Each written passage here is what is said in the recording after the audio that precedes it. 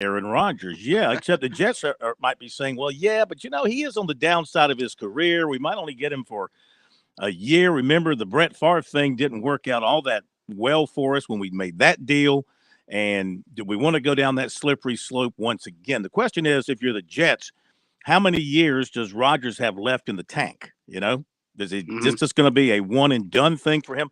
Are they going to have to go through the same thing the Packers have had to go through the last 3 years and the offseason unknowing and him not participating in off-season team workouts and things like that? Maybe going to a new team, that won't be the case for him, and he'll want to get involved right away. But he's going to be the Jets' issue to deal with and not the Packers, as the Jordan Love era will now begin for Green Bay, and we'll see how that works out for them moving forward. I mean, it's amazing how the Packers have handled this thing over the last 20 some odd years, starting with Brett Favre in the early 1990s and his long run until Rodgers was ready to replace him in 2005 or 6, somewhere right in there. And now Rodgers' run is coming to an end, and a guy who's been waiting in the wings for 3 years is ready to replace him. So they've had a nice little pattern of Hall of Fame quarterbacks and another quarterback waiting in the wings. Not saying Jordan Love is going to be the next Hall of Fame quarterback. If you're a Packers fan, you have to wonder when your luck's going to run out. When does it run dry for you in the quarterback department? The Packers are about the only team in the NFL, right? I mean, the Patriots had Brady for that long run, but now they've gone through several quarterbacks. The Packers have had 2 quarterbacks over the last 20 some odd seasons. So that's pretty unique in today's game in the NFL. Oh, also, we've got Lee Sterling coming up in just a few minutes to talk about some of the odds and some of the, what do you call them, the various bets that you can get for the upcoming NCAA tournament, which begins in earnest tomorrow. In fact, I don't know if you've done yours, but I did put my bracket in today. I did as well. Oh, good. In the Sports Talk Madness, Sports Talk March Madness Challenge. Make sure you get your bracket in. Our winner this year is going to get a great prize, 2 tickets to a Braves game of your choice, not opening day, not playoffs, but everything else in between. And also dinner for 2 at Dave and Buster's. So you want to get that sweet bracket in before the brackets close. See, and I've got to go back through mine, Phil, because I keep going through, and I don't know how you do yours. Do you have like a preset team that you want to win it, or do you go through the bracket and ultimately end up, oh, okay, well, they'll win it? Because I do usually do the latter, and I keep coming up with Purdue winning the national championship. And I just, as much as I believe in them, especially with Zach Edey, who I think is the best player in the country this year, I just can't see Purdue winning the national championship. I can't. Well, so I've got to go back through tomorrow and get that fixed. I'm usually influenced by what I see recently. So, I've been to the SEC tournaments in recent years, and I tend to lean towards an SEC team that I've seen.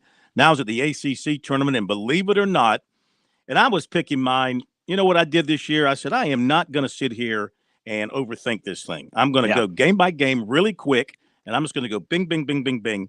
And I'm going to go with just what I'm feeling at that particular moment. No particular rationale. I did pick Charleston to win over San Diego State, but lose to Virginia in round 2. I got Virginia beating Furman. Sorry, Paladin fans. I just don't think you're going to be able to handle Virginia's style of offense, their cutting, their screening, their passing, and their level of defense. All that being said, at the end of the day, I'm going to pull up my Final Four. We can compare Final Fours here real quick and see what we've got. So for me, I ended up with a Final Four of, I ended up with a Final Four of Duke and UCLA. Nah, that was my championship. I ended up with the Final Four of Alabama and Duke and Houston and UCLA and a championship game of Duke and UCLA. And as much as it pained me, I picked the Dukies. I just think it'd be a great story. I love the way they're playing right now. Their defense is top notch. That's number one in my mind. They play great defense. They can shut you down. And then offensively, they can score, obviously, from anywhere on the floor. They've got a tremendous point guard and floor leader They've got a big guy who's about as close to Christian Laettner as I've seen in a number since Christian Laettner. About as close to Christian Laettner since Christian Laettner came along. Well, it's a major comparison. Well, I mean, look at his game. His game is he can stand outside and shoot. He can break you down in the lane, and he can get to the basket. I see all those same traits that Christian Laettner had when he was at Duke. So I ended up picking Duke to win it all. What'd you do? I ended up with, and in that region, I had Duke being bounced by Purdue in the Sweet 16. The problem I had is Marquette, as good as everybody believes they might be. Could they get to the Final Four? I ultimately had Purdue and Arizona and Houston and UCLA. I mean, I went mostly chalk, which is not going to happen this year. And I heard Jim Boeheim on television a little while ago. Now that he's turned into retirement, he can be an analyst now. And he actually, much like you, believes Duke's going to win the national championship. He says he did not. Did he say Duke? Yes, he did. He did. He picked Duke because he believes they're playing as well as anybody in the country. And I'm not sure I can argue that point right now. I think Duke's playing extremely well. And his point was Duke is probably well underseeded at a 5 seed. And so he felt like you did that Duke can run through and win this thing. This tournament is not going to end up being all chalk. I just can't imagine, because of the way the college basketball season has gone this year, that you're going to have 4 number ones or 2 twos and 2 number ones, or a 1, 2, a 3, and a 4 in the Final Four. I just can't see that many higher seeds advancing all the way through. I mean, you look, there are so many good matchups. Heck, in the first round, it took me a long time before I pulled the trigger on either San Diego State or Virginia. I just think San Diego State's defense is going to give the college a lot of problems tomorrow. And I agree with you. Furman, I would love to see both our teams win, no doubt. But they're running up against matchups that I don't think favor them the way they want to play. And if Furman can get it going up and down the floor against Virginia, they'll win. But I just don't know that they can control the tempo against a team that lives by controlling the tempo and slowing teams down. All right, we got to go to the break, and Lee Sterling is going to join us. And we'll get to your phone calls coming up as well, amongst everything we've got going on. Our phone number, 888-898-2525, South Carolina Education Lottery lucky number for you here on Sports Talk. More than 2.1 million lottery-funded scholarships since 2002 have gone to things like the Life, Hope, and Palmetto Fellow scholarships to South Carolina students. You can learn more about the lottery's impact at sceducationlottery.com/education wins. And playing for fun is a win for education. Be right back. Founders Federal Credit Union knows your life is busy and your money is important. We are proud to offer local personalized services and convenient online services like Founders Online and the Founders app. You'll love being with us as much as we love serving you. Visit relaxjoinfounders.com or one of our 37 convenient locations to see if you qualify for membership with Founders. Relax, win with Founders. Terms and conditions apply. Founders Federal Credit Union is federally insured by NCUA. Parents ask, what's the best way to save for college? I'm State Treasurer Curtis Loftus, and my answer is always open a Future Scholar 529 college savings account. It's easy. You can get started online with any amount. It's flexible to adapt to your child's college dreams. And you can deduct 100% of your contributions from the South Carolina state tax return. So what are you waiting for? Go to futurescholar.com and see why it's the smart, easy way to save for college. futurescholar.com.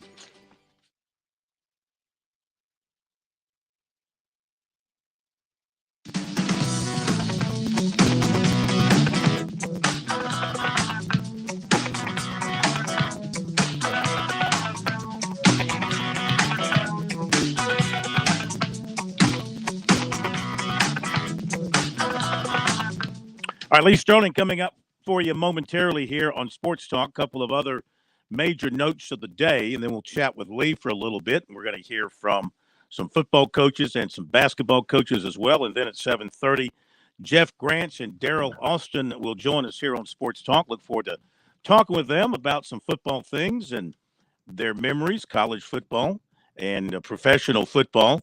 So a few other of the notes of the day to share with you here while we get Lee on the line. Of course, Clemson, as Chris mentioned, Clemson, Morehead State tonight, going to tip off at 7 o'clock.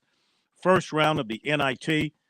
And the only way to watch this game, unless you're at Little John Coliseum, it's on ESPN+. It's on the streaming service. It's not on the ACC network, not available anywhere else. How's a 1 seed not on ESPN of some sort? I couldn't tell you. That's ridiculous. $15 for general admission. Everything is general admission. No assigned seats there. So that's how you can watch that game tonight. NASCAR was busy today. Denny Hamlin was fined $50,000 and docked 25 points for intentionally wrecking Ross Chastain at Phoenix, something he admitted to doing. In fact, the man who handles the penalties for NASCAR said had he not admitted doing it, they wouldn't have done anything to him because they thought it was just racing. But after the race, he admitted punting Chastain into the wall. So 50,000 and 25 points. And then the Hendrick team got hit hard for doing something to some equipment. The biggest combined fine for one organization in NASCAR history. And they were charged with altering some of the equipment on their car at Phoenix. I think it was the hood louvers, whatever the heck that is. I have no idea what that is, but Bob Pockrass tweeted out this afternoon. You want to talk about how big a penalty this is, not from the fines perspective, but he said, if I did the math right, Alex Bowman drops from first in the standings to 23rd, William Byron from 4th to 29th, Kyle Larson from 5th to 32nd. And so Chase Elliott actually moving up, and he didn't even race. He's actually moving up. I guess his car, he doesn't get penalized because he didn't drive this weekend. But, yeah, NASCAR brought a big hammer to the track today. Yeah, it says here NASCAR penalized Hendrick Motorsports for modifying air-deflecting pieces. And so they docked all of their Phoenix drivers and teams the points, and also they fined them. So they consider that to be a pretty serious violation of the rules. Okay, with that said, let's welcome into Sports Talk as we look ahead to the real start of March Madness, the NCAA tournament tomorrow. Of course, the play-in games. And I couldn't agree with you more, Chris, your argument the other night about how these play-in games are being handled. And the fact that, so why don't we just take those teams on the bubble. Let's give the teams that got the automatic qualifications by winning their tournament championships a spot in the real tournament. Let those bubble teams play their way in here for these first 2 days of the tournament if you want to expand it to 68 like they have. But anyway, everybody now is interested in what Lee Sterling thinks about what's going to happen and some of the key things you can do here during March Madness. And Lee from ParamountSports.com, he joins us now here on Sports Talk. How are you, sir? I'm good. I think there's two mistakes that they made. And one of them is they put a couple teams in the Midwest that I don't think they should have been as high or as low seeded. And one of them is Indiana at 4. I know they finished second in the Big Ten, but 12-8 record in a conference where there's not much difference between the second and maybe the eighth best team. Thought that they were overseeded and underseeded. For some reason, they do not like Texas A&M. Texas A&M didn't get a bid last year when I thought they deserved it, and they put them as a 7, and they finished second in the SEC. And on top of that, they got to play Penn State. That's probably the most exciting first-round game on paper. And then if they win it, they got to face Texas, the team they wouldn't play in football anymore. So they did the Aggies no favor. Yeah, I agree. I like Texas A&M. I'm with you. I thought that they were underseeded at number 7 when I was doing my bracket. I've got them winning a couple of games. Yeah. So from well, here's something else. Also, I think that when we watch the tournament, we want to see the teams like the Sienas, the College of Charleston. We don't want to see them play other Cinderella teams. 3 of the 4 8s versus 9s, Maryland, West Virginia, Iowa, Auburn, and Arkansas, Illinois. I don't think those teams are going anywhere. So if they're 8-9, they got to play 1 the next round. Put them up against a team, from a smaller conference, and we'll watch the game. Only reason we're going to watch any one of those 3 games is if we're a fan of those teams or we're betting on the game. Mm-hmm. So what do you do, from your standpoint? How do you handle the tournament? What kind of things do you look for, and what do you do to get involved from your seat? So I'm looking at matchups, and so I think this is going to be a wide open year. Most years, 4, maybe 6 teams can win it all. This year, maybe 10 to 12. I think the South bracket is going to be a chalk bracket. I think you're going to see 1 versus 2, Bama versus Arizona, and Alabama come out. But I think you're going to see a bunch of upsets there. I think Charleston, 31-3. How about this? Teams that won 30 or more games over the last decade, not in major conferences, and don't have the name Gonzaga. They are 10-2 straight up the last 10 years. Wow. Not against the spread, straight up. So that bodes well for Charleston. Also, 2 other teams that fit the bill there. One is Oral Roberts, believe it or not, against Duke. I think that's a sucker play. If you're playing Duke, that line should have been 8, 9, 10, 6.5. Everyone's going to play Duke. Oral Roberts will probably lose by 4 or 5 points. And then FAU 31-3. Memphis. So those are a few of the underdog plays and some systems I'm looking at. But I like Alabama out of the South. I think that's going to be the only chalk region. I like Duke to knock off Purdue. I wasn't impressed with Duke the last month.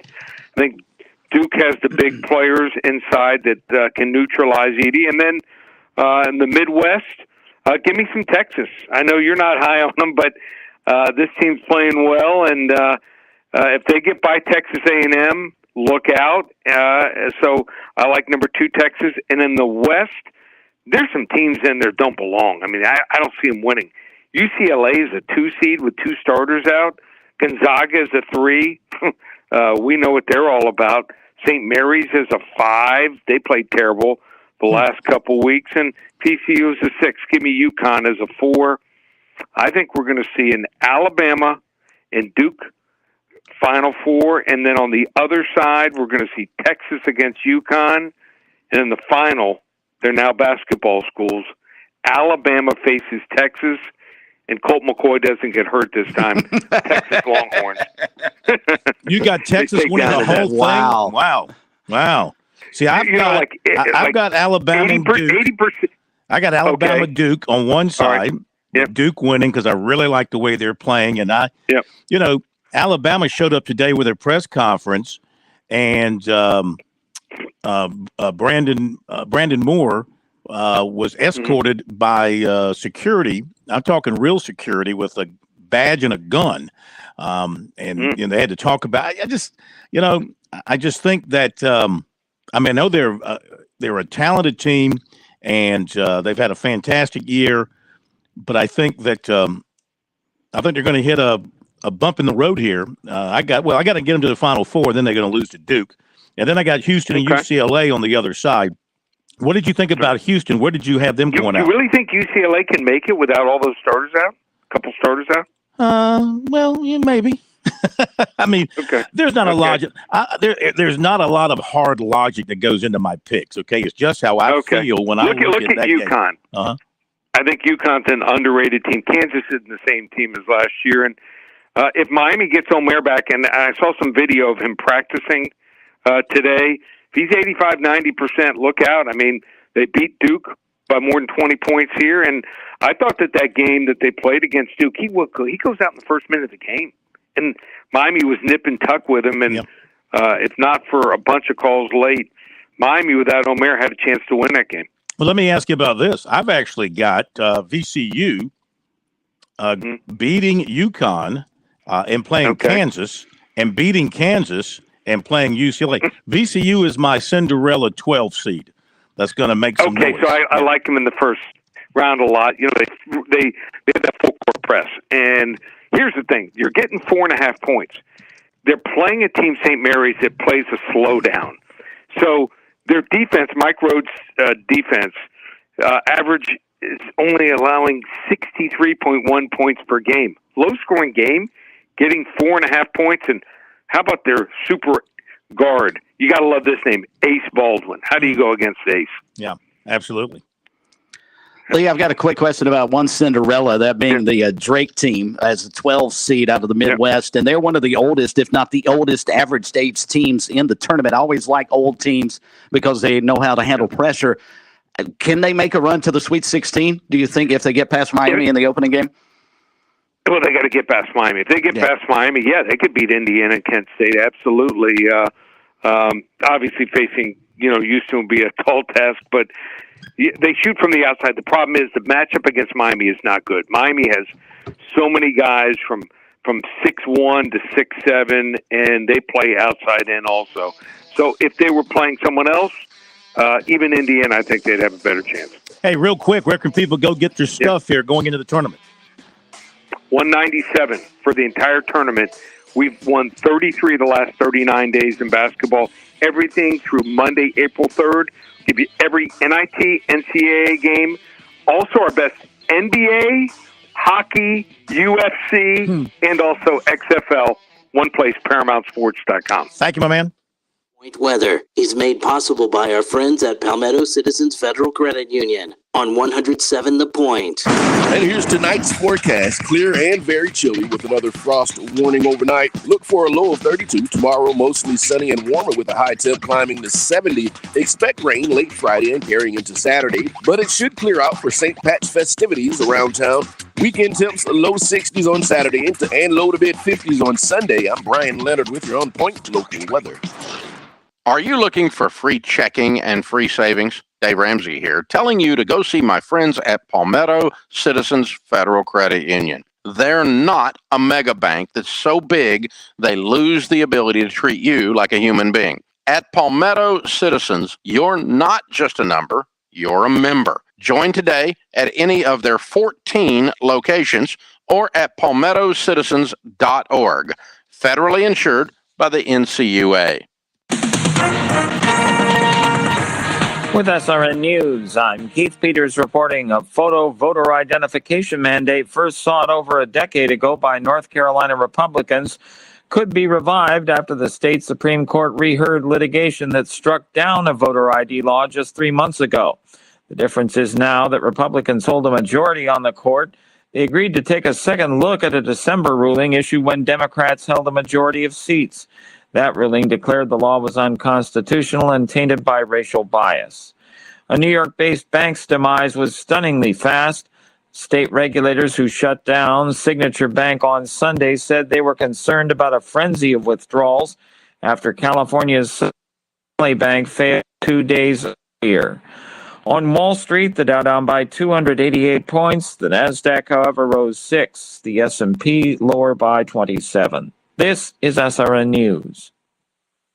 Let the good times boil. It's time for the Louisiana Purchase second annual Crawfish Boil on Saturday, April 1st. No fooling. Tickets are $25, and that'll get you all you can eat crawfish. There's live music, jambalaya, chicken fingers, and the best crawfish this side of the bayou. It's the Louisiana Purchase Crawfish Boil, Saturday, April 1st at 7011 St. Andrews Road. Get your tickets at the restaurant. I'll call 708-9991, April 1st from 11 to 2, and let the good times boil. Shooter's Choice is calling all hunters. Spring's fast approaching. You need to get ready for that spring hunt fever. Supplies will be hit or miss. There's no place better than Shooter's Choice on Sunset Boulevard, West Columbia. Shooter's Choice will help you get stocked up on all that specialty hunting gear and the ammo you'll need. At Shooter's Choice, they stock Benelli, Beretta, Savage, Franke, Browning, Weatherby, Stoger, TriStar, and even Winchester shotguns. Plus specialty hunting shells. They're coming in every day, and yes, the demand is still extremely high, so it goes fast. A very good reason to be shopping early. There's an experienced crew, second to none, to help you make the right selections. Spend your hunting dollars wisely. Shotguns, red dot sights, specialty ammo in stock right now. Check out all the new firearm accessories, even the selection of Champion gun safes. Ask about which new thermal optics and firearm silencers to use for a successful coyote and wild hog hunt. If you don't have time right now to visit, go online to shooterschoicesc.com. Have your accessories shipped right to the front door. On Sunset Boulevard, make it your first choice. Your best choice. Make it Shooter's Choice. Are you worn out from wall-to-wall political talk?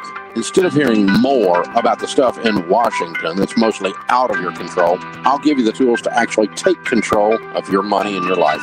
Dave Ramsey here. Join me right here on The Point. I'm live and taking your calls weekdays at 2 p.m. I'll teach you how to get on a written plan that actually works, get out of debt, and build wealth. Weekdays at 2 p.m. The Dave Ramsey Show at 100.7 The Point.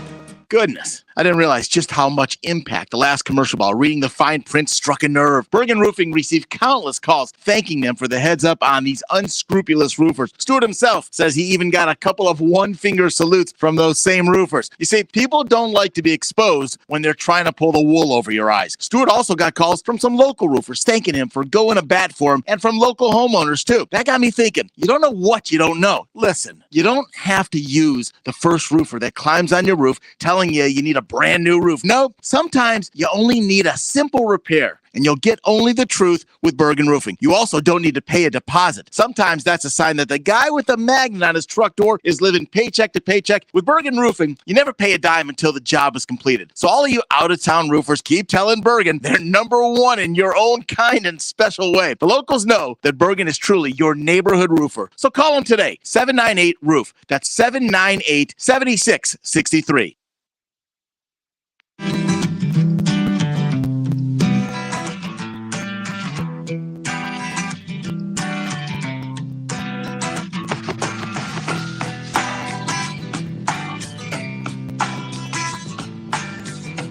All right, first mistake of the night was showing up. Second mistake of the night was I said Brandon Moore, right? Should be Brandon Miller. We all know that. But I had Brandon Moore on my mind. Who is Brandon Moore?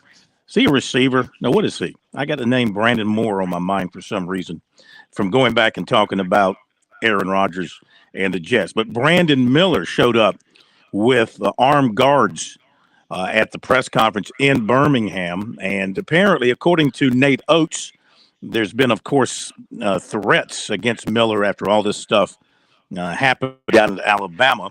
And now they're traveling. Of course, as the media pointed out, he did not have the security with him at the SEC tournament just the previous week in Nashville. So this saga continues for sure, and it's only going to get worse as they proceed as far as the attention and the national analysis and whatever people want to say about it. It's only going to get deeper and deeper as Alabama moves through the tournament, if they indeed move through the tournament. Couple of other things to tell you about, and then we'll get to some calls, and going to hear from Pat Kelsey and Bob Ritchie. Cam Scott of Lexington is the South Carolina Boys Gatorade Player of the Year. Terrific player he is. NCAA men's basketball transfer portal, John, has set a new record. Man, the flushing has been frequent. The most D1 and D2 entries combined in the last 48 hours, 805 plus players entering in the first 2 days. How about that? Florida State and Georgia Tech going to open the football season August 24th, the 24th season, not the 23 season, the 24th season playing in Ireland. So Florida State and Georgia Tech are going to go to Ireland to play each other to open the 24th season. This was expected. Diamond Sports Group, largest owner of regional sports networks, including Bally Sports, which operates the networks for the Braves and the Hornets and many others. Diamond filed for bankruptcy, Chapter 11 protection. It missed an interest payment of $140 million last month. Ouch. Wow. It's a heck of an interest payment. How much was the loan? That's a heck. Diamond owns 19 networks under the Bally banner, 42 pro teams, and they hope to continue to operate or expect to continue to operate during this process. Coverage of games should not be affected. They're also negotiating a restructuring. I bet they are to kind of, I guess, lower their payment and stuff like that. They were part of Sinclair, I believe. And Sinclair bought the regional sports network from Walt Disney for $10 billion in 2019. So that explains why they are so deeply in debt. And Diamond has nearly $1 billion in rights payments, mostly to baseball teams, due in the first quarter of this year. And this goes back to, what we've always said. What happens when these television companies start getting into financial straits and these huge payments that they owe professional leagues and college leagues, and those payments come due, and they ain't got the money. What's going to happen? They're going bankrupt, it appears. Yeah, but I mean, I'm talking about on the other end. What about if you don't get your money? How are you going to pay those huge contracts? You know, that's what these contracts are based on. These coaching contracts are based off of the TV money by and large. Mm-hmm. How are you going to pay them? So this is something to watch because this could impact in a lot of different ways. And let's see what else to tell you about here real quick. Oh, the AP Women's All-American team came out today. Aaliyah Boston, first team for a third time. And that puts her in some very elite company to being a three-time All-American. Only the 10th player to earn that honor. And South Carolina's, South Carolina also had a player on the third team, Zia Cook. Zia Cook was named to the third team. And, of course, things will be heating up in Columbia starting tomorrow with practices and press conferences for the opening of the NCAA women's tournament, first two rounds. Ja Morant of Sumter and of the Memphis Grizzlies suspended for 8 games without pay for conduct detrimental to the league. The NBA announced that today. The suspension covers the 6 games he's missed, including tonight at Miami. He'll be eligible to play Monday against Dallas, and that's the same day he's able to rejoin the Grizzlies in the team environment, although he won't play in that night's game as he needs to take some extra time to prepare physically for his return, according to this story by ESPN. So hopefully, you know, he's learned a lesson here, and he's going to get things figured out and get straight with the rest of his career.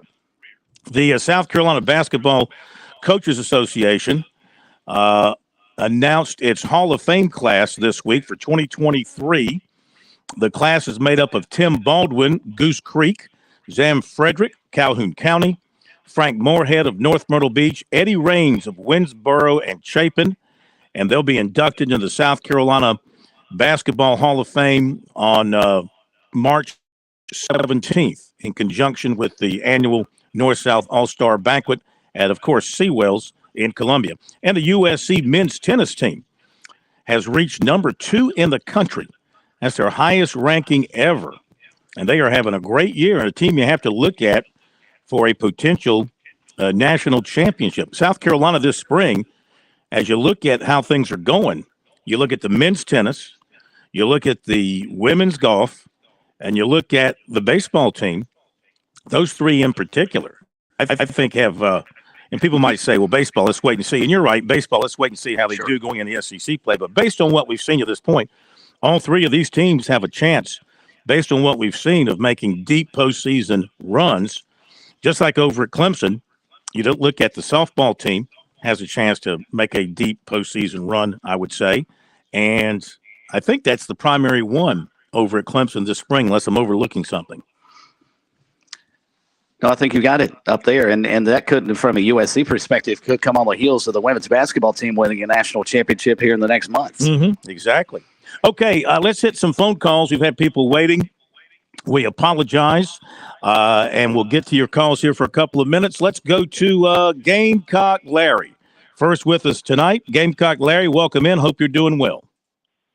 I'm not doing too good, Phil, but I want to just tell Tiger Brian and Ron and that Clemson Tiger fan in Missouri. Oh, Gamecock Larry going to have to take it easy for a while. And I'm not going to call in unless I hear you say something about my Gamecocks. Now, I'm going to listen to you. I'm going to be listening every day if the good Lord give me the strength. But, Phil, I'm going to say something, and I want you to write this down, and I want you to remember this. Mm-hmm. When Alabama loses in the NCAA tournament, I will give the state of Alabama 48 hours to put out an arrest warrant on Brandon Miller. Take it to the bank, Phil. And it happens. You say, well, old Gamecock, Larry told us this. Total, you're going to put out what in 48 hours? An arrest warrant. An arrest warrant.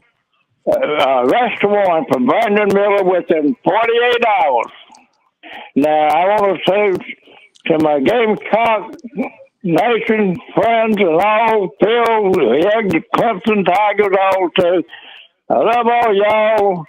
Oh, Gamecock, Larry, go keep listening. But I'm just going to try to take it easy for a while and get squared away. But that's about all I got to say. Well, Larry, is there anything we can do for you? Well, sir, I'll be okay. Everything's going to be all right. The good Lord's got it all in his hands. Seems like my health is getting worse and worse, but I'm all right. I put it all in the Lord's hands, and everything going to be okay. Gamecock women going to win the national championship. I still hope they don't lose this one, because I want them to win this one. And that would be about 3 or 4 they should have won in the last 5 years. COVID knocked them out of one. Mm-hmm. That's all I got to say. I love all y'all. I'll listen to you. And go Gamecocks. Go Tigers. I ain't going to talk about the Tigers until about end of baseball season. Then we go see if we got to have to play Clemson in the College World Series, and then we're going to go to football. I love all y'all. Go Gamecocks. Go Tigers.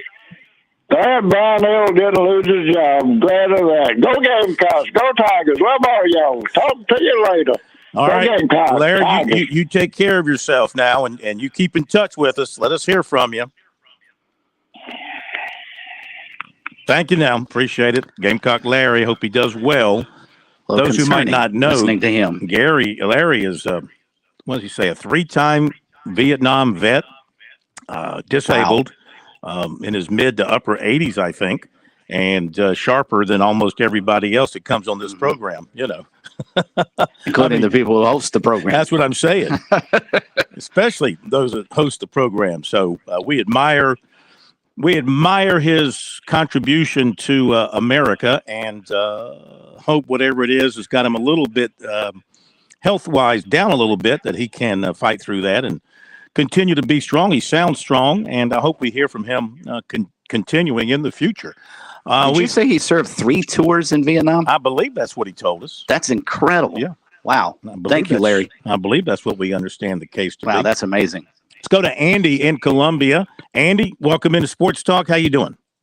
Hey, fellas. First off, shout out to Gamecock Larry. You're in my thoughts and prayers there, buddy. And we'll carry your water for you. We'll give them people a hard time while you're on the sidelines for a little bit. But my question for you there, Mr. Phil, I am quite disappointed in y'all. All year long, you've had a representative of the College of Charleston Cougars calling about the basketball program all the time, and y'all been talking to them. You haven't had them on since they made the tournament. Well, Sam calls us, and we haven't heard from Sam. I think y'all should give Sam a call and have him on and get him on the... Do we have Sam's number? We don't have Sam's number. He calls us. Oh, I'm sure Pat's got his number somewhere. No, he's nodding his head or shaking his head no. Sam, if you're listening, give us a shout. Now's your time to shine. Tell us all about the Cougars in the tournament. Give us your predictions. I'm surprised that y'all didn't give him the money to go down to Florida to represent Sports Talk and give us the play-by-play. I'm hoping he's down there. I'm hoping he's down there as a fan. I wouldn't want to take him away from his fandom. Or as the team manager. Hopefully he's there maybe in an official capacity of some sort as well. Mm-hmm. I'm just a little surprised we haven't heard from Sam there. So yeah, we were talking about that the other day, Pat and I, that we haven't heard from Sam. So hopefully all is well with him and he'll get in touch with us. Love to hear from him. Yeah, Sam, if you're out there, please give us a call so you can crow about your Cougars there for us. Mm-hmm. And Mr. Phil? Yes, sir. I watched the Yankees today kind of choke it up against the Phillies. Mm-hmm. This spring training. Good. Spring training. Good, buddy. Spring training. Good. And Mr. Phil. Talk to me in September when we're looking at about 115 wins. Talk to me then. So 115? I set the bar high for my have more teams. wins this year?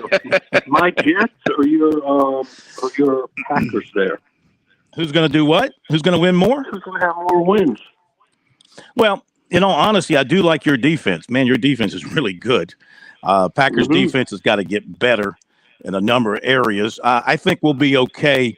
I don't want to take anything away from Aaron Rodgers. I mean, that would be deceitful to sit here and say we're going to be this, that, or the other without Aaron Rodgers. Even in an off year like he had last year would be a career year for 95% of the quarterbacks in the NFL. That being said, the flashes that we've had of Jordan Love look promising to me. He's going to give the Packers a more flexibility at quarterback in terms of somebody who can run around and do some things with his legs. I mean, Rodgers was good at escaping at things. Looked like maybe he'd lost about a half step this past season. Maybe that, he had that bad thumb and he had the high ankle, all that kind of stuff going on. But Love is certainly going to return a great deal of athleticism to that position. And he's got, every bit the arm that Rodgers has. I think people say he has every bit the arm. But does he have that it factor? Rodgers has the it factor. Few have that it factor. And only time will tell if he's got that it factor. Well, y'all are going to take a big cap hit if you trade him, right? I don't know how that works. I trust the management to be able to figure it out. This is all I ask. If Rodgers becomes a Jet, please do not do the same thing Brett Favre did and send a picture of, we won't mention it, to a female reporter. Yeah. Please. Hey, man. We don't need any more. Favre was going through a weird stage at that time, and I think Rodgers has been in kind of a weird stage for about 5 years, so good luck. So you're telling me there might be pictures of his... Who knows? Who knows what he did in the dark? He was in the dark for 4 days. No telling what he did. Hey. So. Well, I'd rather see him take the pictures in the dark, so maybe he might not be able to see anything than what Favre was doing. All right. Thank you very much. You gentlemen have a great day. I'm surprised, Phil, you didn't go to Clemson for the NIT. What happened with that? I just chose to sit it out. I mean, who needs to go up to watch Clemson and Morehead State in the first round of the NIT? If they get to like the third round, maybe we'll go up there again. But I needed some time in the office, in the studio, to catch up on things. Not another trip to the upstate. Mr. Corn told you no more trips this week. That was part of it, too. Probably the biggest part of it. All right, thank you very much. Thanks, Andy. My woman does not dictate my schedule. You notice how I refer to it as my woman. That's right. My woman does not dictate my schedule. Is that not acceptable in this era? To refer to it's certainly acceptable. I just can't believe you can get away with it with a straight face. Well, she doesn't listen. I do have an extra bed here in the PD if you need a place to stay. My wife hasn't listened to this show in 38 years or 39 years. I used to ask her to listen in the early years just to see what I sounded like so I could get her approval. But she's long ago passed on that. So sounds like my missus. Yeah, I can get away with most anything. Before we go to the break, let's hear some comments from today. You want to lead us into Pat Kelsey? Want to go with Pat Kelsey first? All right. As excited as always, Pat Kelsey, the head coach of the College of Charleston, they come into the tournament, as you heard Lee Sterling mentioned a few minutes ago, tied for the best record in the country with 31 wins. I mean, they've done everything right. But the question is, can they deal with San Diego State tomorrow? And we'll find out kind of early. They play the second game in Orlando after Furman takes on Virginia. So here's a little bit of what Pat Kelsey had to say about his excitement in returning to the NCAAs as the Cougars get ready for the Aztecs. I don't know exactly how many this is for me as a player and coach. I've been very fortunate to go to quite a few national tournaments, but it never, ever, ever gets old. Count your blessings. The Lord's blessed me in an unbelievable way to work at a world-class institution for unbelievable people that care about student athletes, that care about basketball in one of the most magnificent cities in the country. And the opportunity to bring a team representing that school in that city here is something that I'm very, very proud of and very fortunate to be here. Andrew Miller, Post and Courier. Pat, without giving away too many secrets and not having to kill me after the press conference, you guys like to take a lot of threes. They're a very good three-point defending team. What are you guys going to try to do out there tomorrow? You remember the old commercial, the Holiday Inn Express? When they asked them, I did stay at a Holiday Inn Express last night. That's what I start thinking when I start watching them on tape. They are one of the elite defenses in the United States. They're big, they're physical, they're a veteran group that knows their system very well. Brian is an extraordinary coach, the architect of the Fab Five, which is really, really cool. I'm looking forward to meeting him because it's one of the greatest recruiting classes in the history of the school. But yeah, it's interesting that one of their major strengths counterbalances kind of what one of our strengths are. We don't go into any game saying we're shooting a lot of threes. You know, it's just because of our style of play and our pace, we generate those type of shots. I think we've proven throughout the course of the season that we can play different ways and different styles, and we've proven that we can win games against, teams that have this strength and this. I know one thing, it's not going to be easy. They're very good. We've got a couple really good days of preparation. And again, I can't tell you all the little things we're working on to try to counteract that. But yeah, we got our work cut out for us. We're excited about the challenge and the opportunity. WCIV out of Charleston. One of the strengths of your team has been really the depth all season long. Any guy can go off on any given night. With that being said, also kind of a strength for the Aztecs. So how do you go about game planning or really preparing for a team where any certain player can have a night? Yeah, very interesting that we're similar in a lot of ways. I mentioned that they're a veteran team, so are we. You just mentioned that they're a deep team, so are we. We play 10 guys, they play 10 guys. So I don't know this because I haven't talked to Brian about this, but when you just watch tape and you just squint your eyes, it jumps off of the tape that physicality and toughness and how hard they play is a hallmark of their system. And I have a lot of respect and appreciation for that because guess what? That's something that we pride ourselves on. We have a tough group that's tenacious, that plays very, very hard, that prides themselves on a lot of the things that they pride themselves on. So it's going to be two veteran teams that are tough and that are deep going head to head. And I think it'll be a great matchup for a national television audience to enjoy. I'll be a nervous wreck for that entire 40 minutes, but you guys can go ahead and have a good time and enjoy it.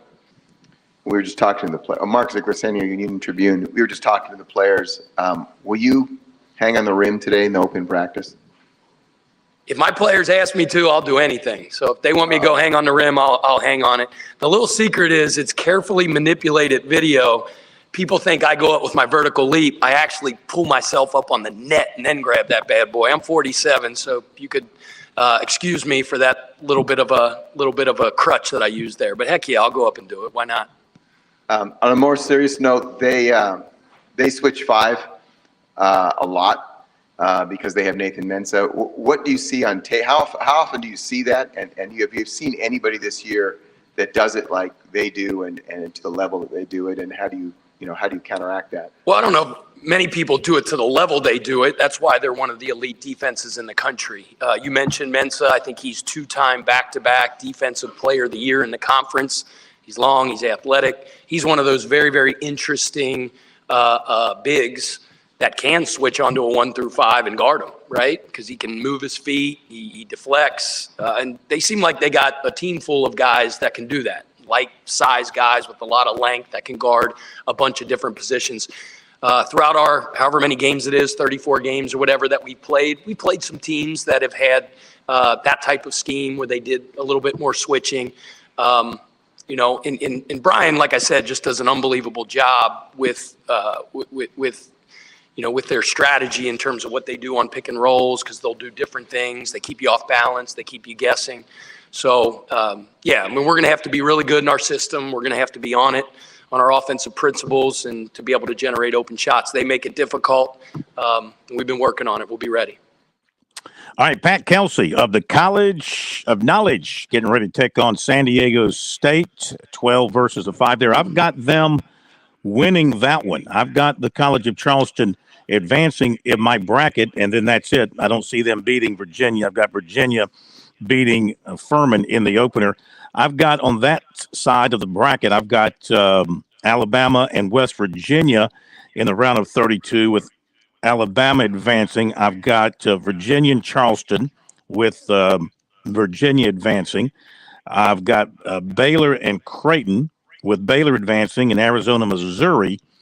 I went back and forth over this one because I like the way Missouri played the second half of the season. But again, I went with Arizona here with their performance in the tournament out there. So that's what I've got on in that particular bracket. And then I've got, of course, Alabama moving forward and Arizona moving forward, then ultimately Alabama.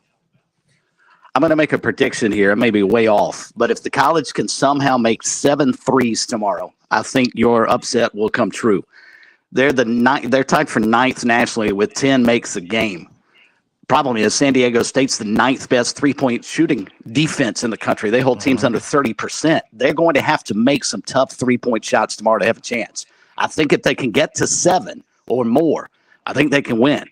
I just don't know that they can make that many against a team as good as San Diego State. We never see San Diego State because they're out on the West Coast and nobody knows who they are. I've actually got them advancing to the Sweet 16 because of that defense. I think they're going to give Virginia problems too. Okay. That would be a very low-scoring game then, I would imagine, between Virginia no doubt. and San Diego State, if that's the matchup. Okay, we'll hear from Bob Ritchie of Furman coming up after the break. Also, Dowell Loggins, South Carolina. Before we do what's supposed to happen here, thank you for pushing the button. I thank you. Programming thanks you. America thanks you.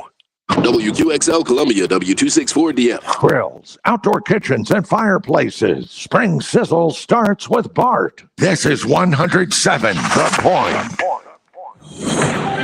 News this hour from townhall.com. I'm Keith Peters. The U.S. military surveillance drone that crashed into the Black Sea after being intercepted by Russian fighter jets may never be recovered. Joint Chiefs Chairman Mark Milley says the U.S. knows where the drone landed in the Black Sea. Probably about maybe 4,000 or 5,000 feet of water, something like that. So any recovery operation is very difficult at that depth by anyone. That's the first point. Secondly is, true, we don't have any ships there, but we do have a lot of allies and friends in the area. We'll work through recovery operations. That's U.S. property, and we'll leave it at that at this point. But it probably broke up. There's probably not a lot to recover, frankly. As far as the loss of anything of sensitive intelligence, etc., as normal, we would take, and we did take mitigating measures. So we are quite confident that whatever was of value is no longer of value. Allies of Donald Trump have filed an ethics complaint against Florida Governor Ron DeSantis. White House correspondent Greg Clugston reports. The Make America Great Again super PAC accuses the GOP governor of violating campaign finance and ethics rules by running a shadow bid for the White House. Trump's allies are asking the Florida Commission on Ethics to investigate DeSantis for violating campaign finance and ethics rules. DeSantis is a leading potential 2024 primary rival to the former president, and his office dismissed the complaint as frivolous and politically motivated. Greg Clugston, Washington. California's 11th atmospheric river of the winter has taken parting shots at southern counties as it moves out of the walloping the storm-battered state. Water, mud, and rocks are reported Wednesday on many roads, along with potholes that have disabled numerous cars. A landslide in coastal San Clemente has forced evacuation of 4 hilltop apartment buildings. On Wall Street, the Dow down by 288 points, the Nasdaq rose 6, the S&P declined 27. More at townhall.com. The following is not an actor, but a real-life story from Trinity Debt Management. I'm Corey, and this is my story. I was going through some financial troubles paying off my credit cards. I was paying high interest rates, and it just wasn't getting any better. And I knew I had to do something. So my mom told me about Trinity, and so I decided to call. Trinity was able to do something that I couldn't. I'm paying off my debt. I'm saving thousands, and things are really looking up. I promise you guys, you will not regret it when you call Trinity, because it was such a relief and less stress in my life, and it was the best thing I could have done for myself, because once I called Trinity, they took care of me, and I felt such a relief, a weight off my shoulders. Trinity was great to work with. They wanted to help me. I love it. If you're in debt and you need help, call Trinity at 1-800-990-6976. I'm Corey, and I'm debt-free for keeps. 1-800-990-6976. Bible. Honda is recalling 500,000 vehicles in the United States and Canada because the front seat belts may not latch properly. We hear more from correspondent Julie Walker reporting. The recall covers some of Honda's top-selling models, including the CR-V 2017 through 2020, the Accord 2018 and 19, the 2018 through 2020 Odyssey, and the 2019 Insight. Also, the Acura RDX from 2019 to 2020. Honda says the surface coating on the seatbelt buckle can deteriorate over time. The release button can shrink against the channel at lower temperatures, increasing friction and stopping the buckle from latching.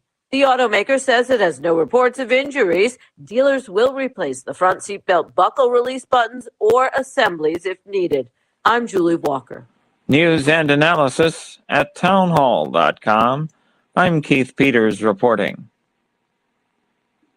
On Point Weather is made possible by our friends at Palmetto Citizens Federal Credit Union on 107 The Point. And here's tonight's forecast. Clear and very chilly with another frost warning overnight. Look for a low of 32. Tomorrow, mostly sunny and warmer with a high temp climbing to 70. Expect rain late Friday and carrying into Saturday, but it should clear out for St. Pat's festivities around town.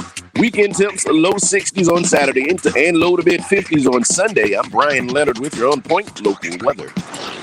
WQXL Columbia, W264DF. Grills, outdoor kitchens, and fireplaces. Spring Sizzle starts with Bart. This is 107 The Point. This is The Point. Make thepointradio.com.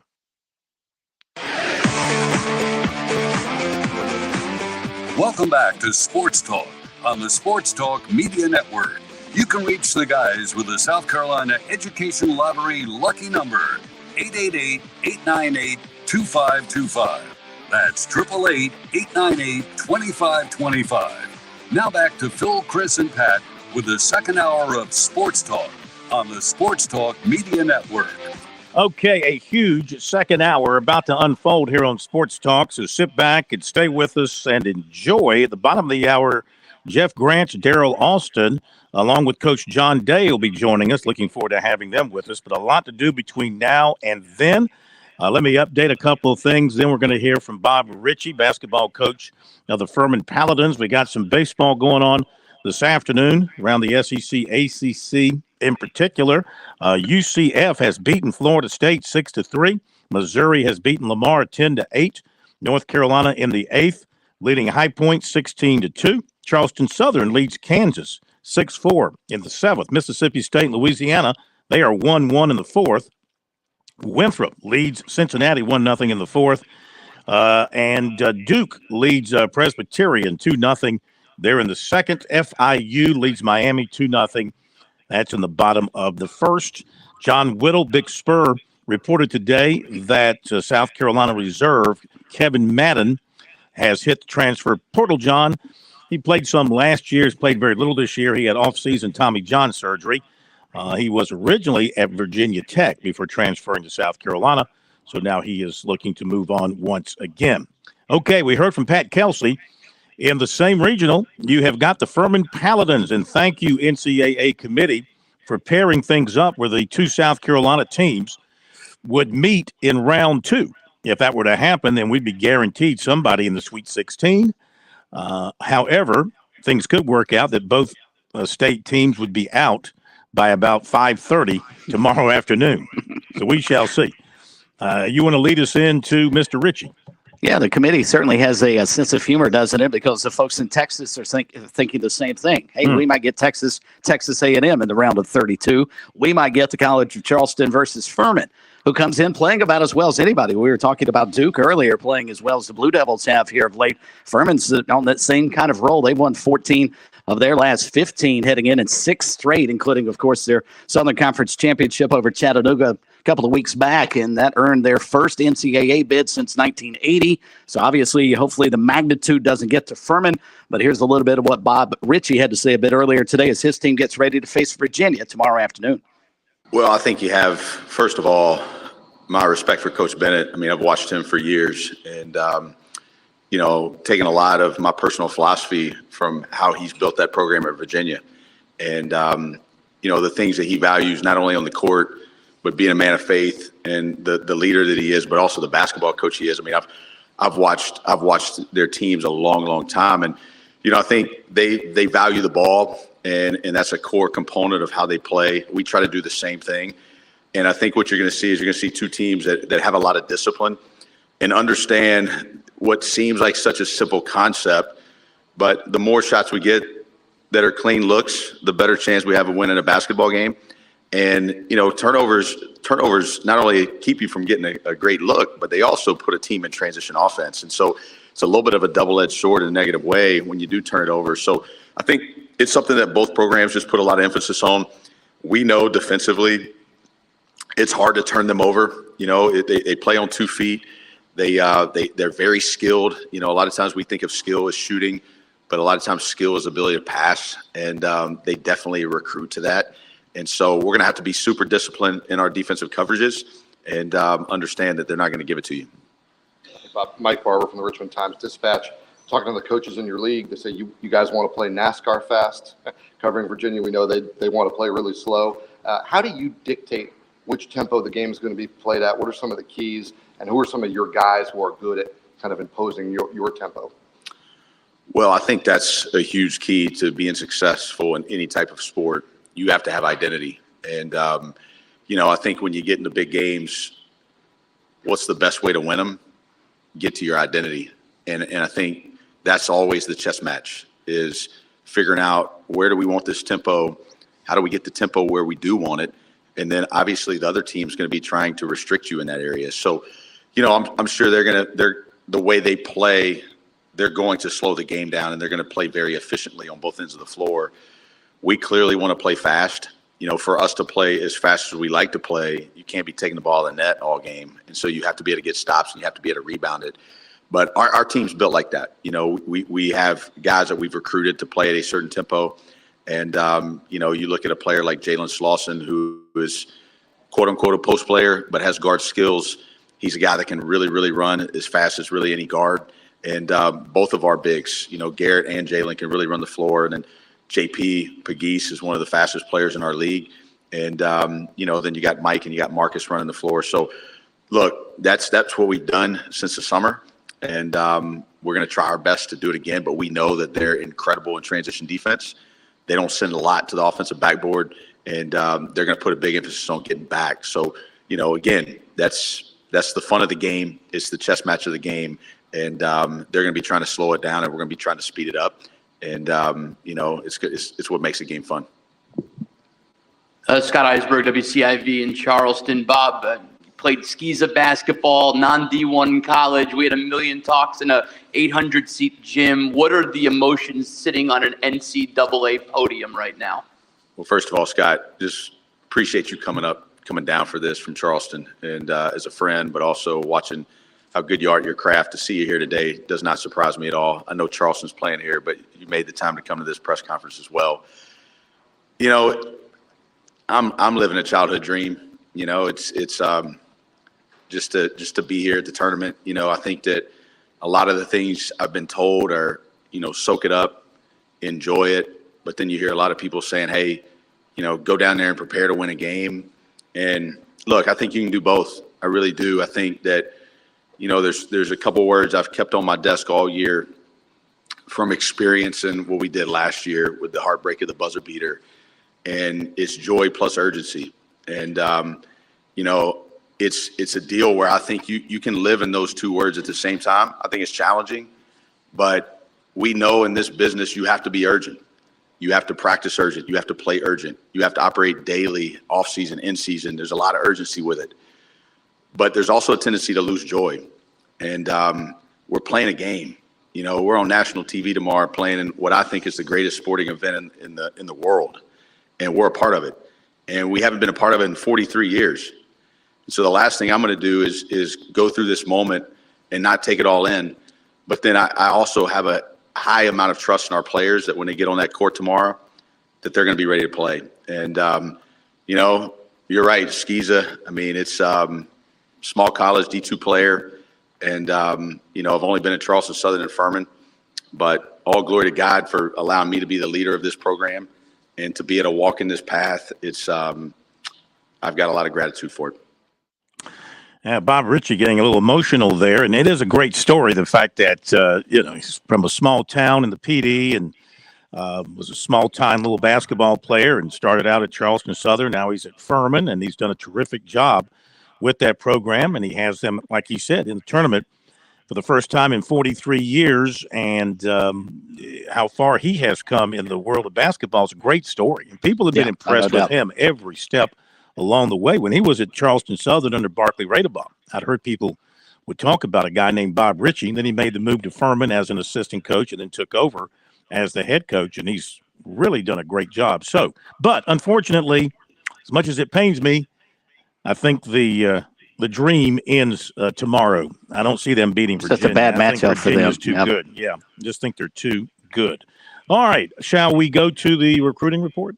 Okay, let's do the recruiting report here on Sports Talk. Our recruiting report is brought to you by Seawells, and we mentioned Seawells earlier because, of course, they are in the business of hosting banquets and receptions and things like that, and they've got a big one coming up with the North-South basketball game. You, too, can have your big event handled by the professionals at Seawells. They've been doing it now for nearly 80 years. Beautiful facility on Rosewood Drive, right across from the State Fairgrounds.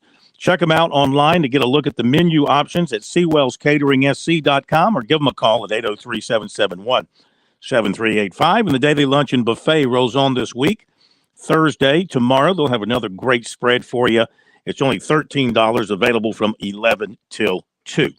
So we talked about Josiah Thompson last night, the big offensive tackle from Dillon. Not long after, he put out a tweet that said the following quote, "I know my decision now," end quote. This came after a visit to USC with his head coach, Kelvin Roller, and 2 teammates. Thompson met with offensive line coach Lonnie Teasley and the new offensive coordinator Dowell Loggins, along with Shane Beamer. He watched practice, had another photo shoot, which is probably an indication of some things, perhaps. Coach Roller told us that they had a good time watching practice.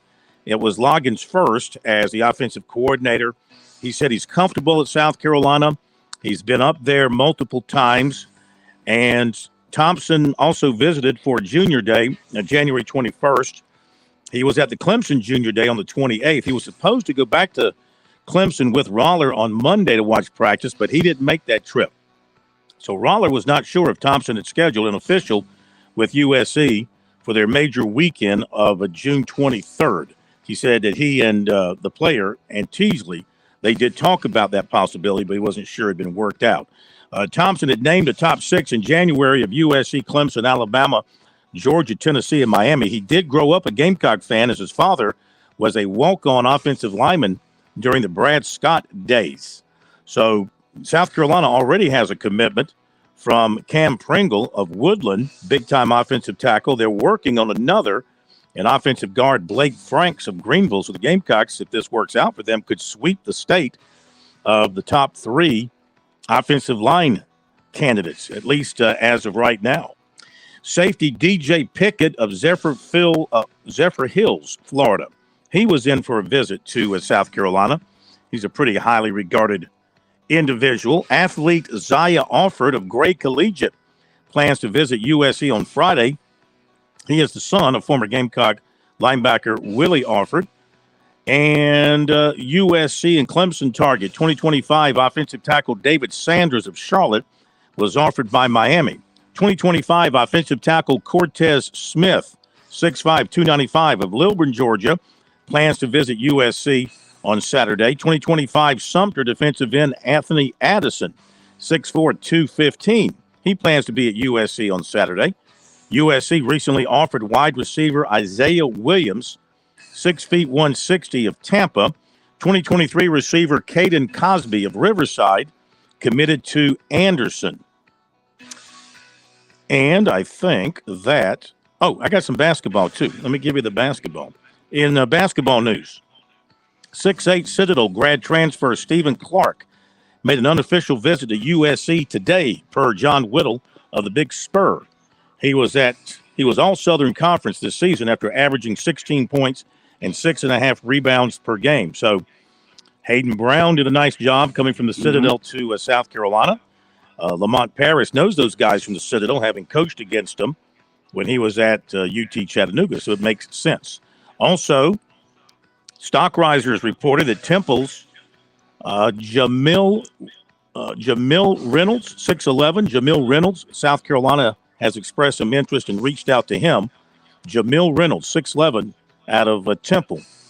Some new transfer portal entries from the state today via verbal commits. 5'11", Rasan Edwards of South Carolina State. 6'7", Terrell R. Jr., Presbyterian. And 6'3", Jackson Pavletsky from Wofford. All have entered the portal, John. And I think with that, we have concluded today's recruiting report.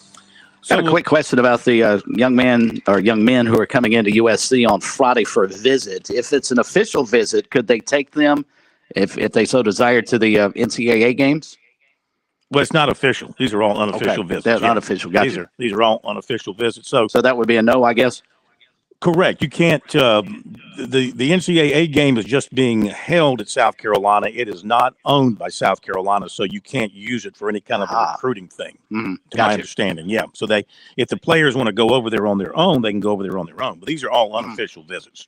Gotcha. Okay, Dabo Swinney has just met with the media at Clemson after today's practice. We're going to bring that to you when we come back from the break here on Sports Talk. Then at the bottom of the hour, Coach John Day, longtime high school football coach here in the Midlands area, but now he's in the card show business, and he's got a big card show at the Embassy Suites outside of Columbia coming up on Sunday. Two of the people who will be there signing autographs, former Gamecock stars Jeff Grants and Daryl Austin. All three will join us at the bottom of the hour. We look forward to that. You stay tuned for that, and we'll be back in just a moment.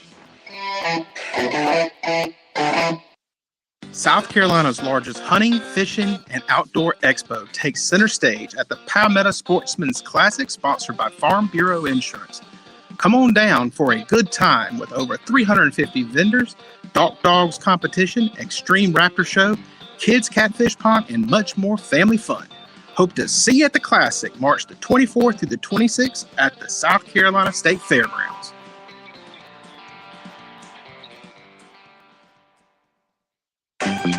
Hope, life, and the great Palmetto. What do these things have in common? Scholarship dollars. The SC Hope, the Life, and the Palmetto Fellow Scholarships are funded by the lottery players of this great state.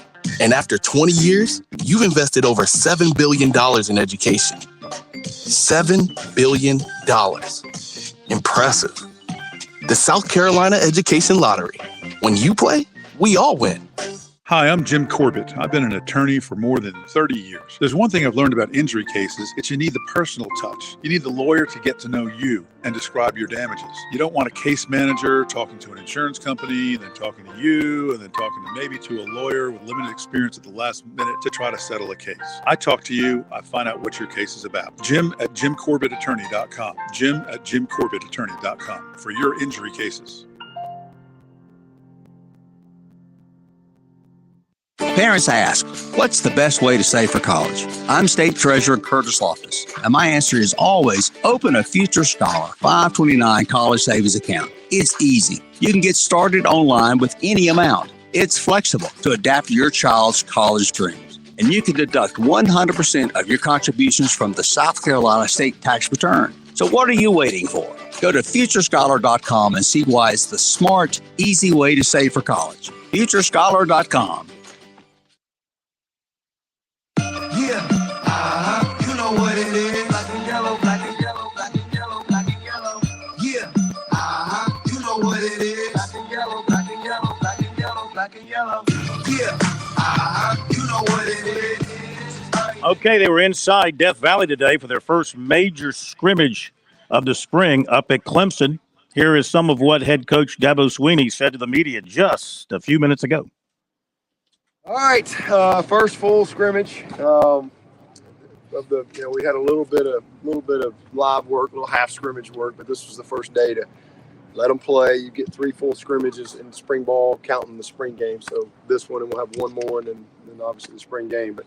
But 7 days, man, really pleased with. The biggest thing is just this. It's not always this way, and I'm really, I really like this team in the one aspect of sometimes as a head coach, you walk out there and you just see things from a different lens. But when you walk out there, there's just sometimes there's days where you don't feel like everybody's giving it, and you gotta freaking get it out of them. And I have not had not one day with this team in 7 days that I have felt like I've had to go get it. And that is a credit to the leadership. Our staff have really done a great job, but the guys have really shown up every day. 7 days, and that's easy to say early, but for 7 days we've had great energy, and we've had great competitiveness. I mean, it's really been competitive, and the guys there hasn't been one lull in just that spirit, if you will. So I'm really, really pleased with that, and we got a lot of good players out here. It's good to get some of these young guys and get them some work. I'm really pleased. Man, Coach Riley's done a great job. I'm really pleased with offensively what we've actually we got a lot in. We've actually been able to get a lot done. And probably the biggest thing is procedurally, we've really been clean. So I'm just very encouraged by what we've been able to do to this point. And, obviously we got 7 scholarship receivers that aren't practicing right now live and missing, Tate and Parks. But it's been really good. It's been good to just, see us get things installed and see the guys, catch on to what we're doing and having some fun. So it's been a good spring to this point. Excited for these guys. We'll have meetings tomorrow, and then we'll let them have a break for spring break, and then come back and finish up strong in the second half. But, I'd say we're ahead of where I would want us, where I thought we may have been at this point. Going in, a lot of new people, obviously doing some things new offensively from not really philosophy-wise, but systematically a little bit, and some terminology and stuff like that. Getting everybody on the same page, and they've done a great job, man. Coaches have done an awesome job, and really, really pleased with where we are right now.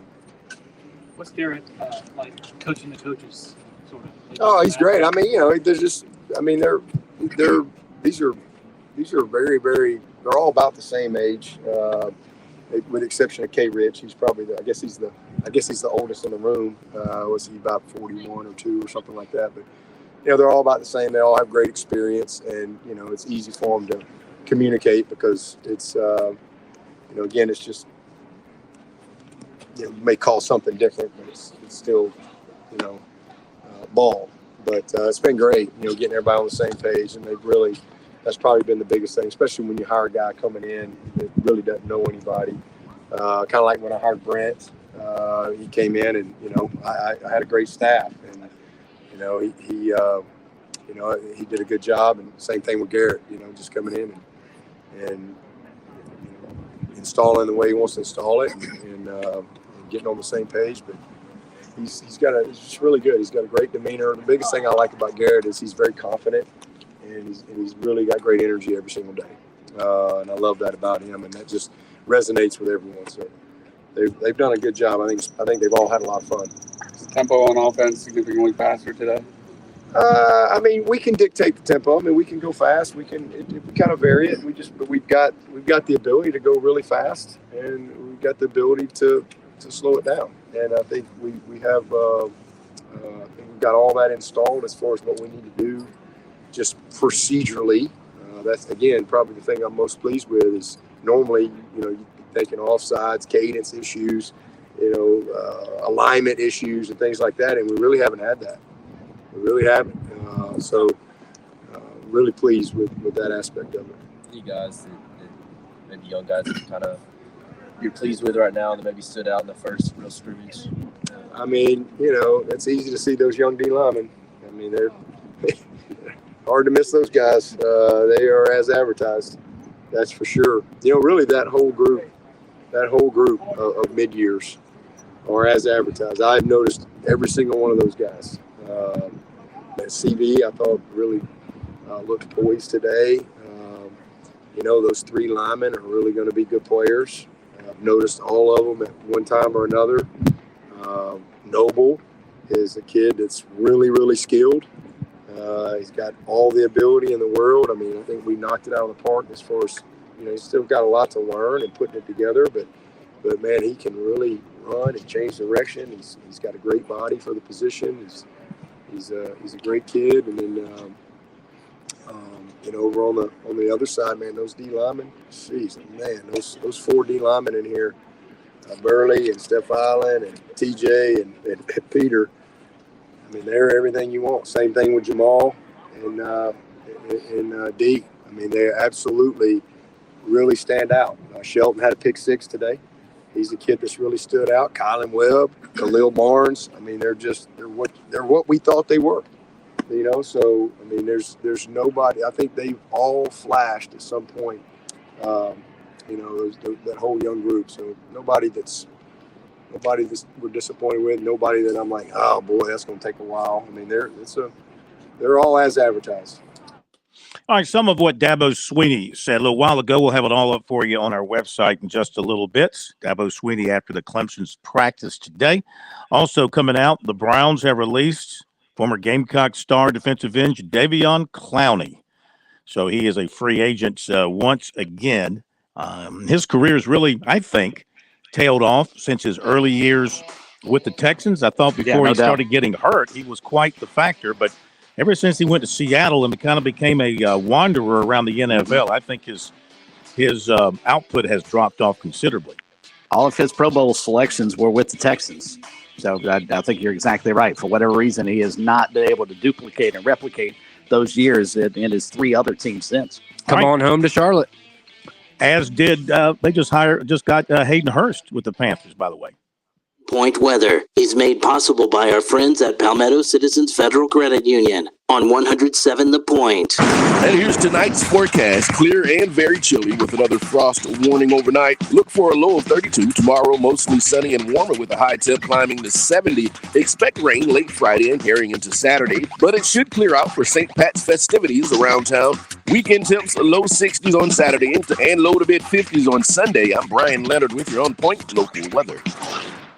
Hey, it's Jay with the Melting Pot. One of the cool things about working at the Melting Pot is we don't have to push our servers to sell dessert. We don't even have to push them to suggest dessert. You all know it's coming, a big bowl of melted chocolate with all the dippers that you could dream of. How about a flaming turtle, creamy flavor of milk chocolate is melted with caramel flambéed and topped with candied pecans? Or a Bananas Foster, white chocolate fondue melted with bananas and dulce de leche, then flambéed. The Melting Pot, 1410 Colonial Life Boulevard.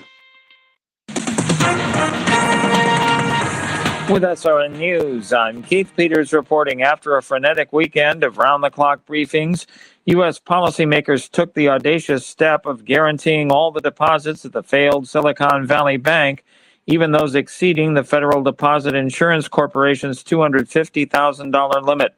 The hope is the financial system after the second biggest bank failure in U.S. history. Texas officials have announced a takeover of Houston's nearly 200,000 student school district. The decision Wednesday follows allegations of misconduct by school trustees and chronically low academic scores at one of the nearly 50 high schools in the nation's 8th largest district. On Wall Street, the Dow down by 288 points, the Nasdaq up by 6, the S&P declined 27, oil down to $67.61 a barrel. This is SRN News. Let's see. Hi, honey. How was your first day back at work? Well, that slip and fall sure did cause me some pain and discomfort. Now, this swollen ankle is no fun. Thanks to True Pharmacy, the day wasn't a complete waste. I'm so glad they were able to get you all set up with your ACE bandage wrap and even a set of crutches. Yes, who knew you could rent your crutches from True Pharmacy? And they even have wheelchairs to rent and sell. That's good information to know in case we ever need it for our parents as they get older. I'm so glad we found True Pharmacy. True Pharmacy, 2 locations, West Columbia and Divine Street. Hi, this is Kevin Cohen. The Point is a unique radio station. We don't have a bunch of huge corporate sponsors, and we're not a part of a local group of 5 or 6 corporate radio stations.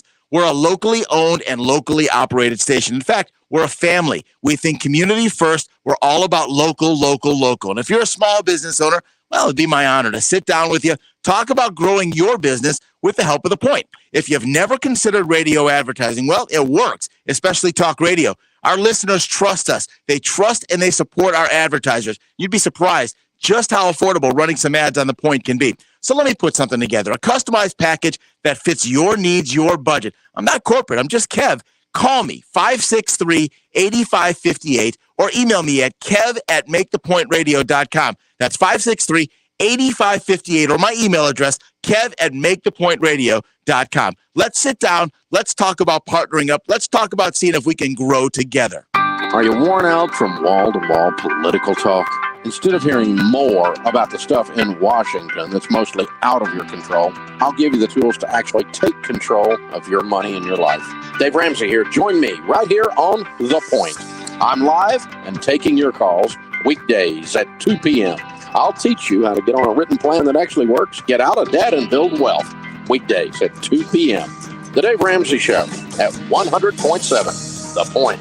The pipes burst, you're getting the repairs done. Now it's time for your flooring. This is where the flooring department shines. We don't have a huge multi-million-dollar showroom, but we all buy from the same manufacturers. So why pay more? We're locally owned and have 30 years experience in the flooring industry, and we stand by our work. Get tremendous customer service and great pricing with the flooring department, 951-3567, or online at theflooringdepartment.com. That's 951-3567 or 951-FLOR, the flooring department. Hey, it's the Cigar Militia. We want to thank the Midlands for a wonderful first year. Thank you for helping us grow. We had no idea we had so many good friends out there. One thing I love about the cigar culture is we all have our favorite brands, but we're also willing to try new ones too. Come in and get your old standby, or have one of our knowledgeable staff members walk you through the humidor to your new favorite. We're at 1410 Colonial Life Boulevard in the same plaza as the Melting Pot Restaurant.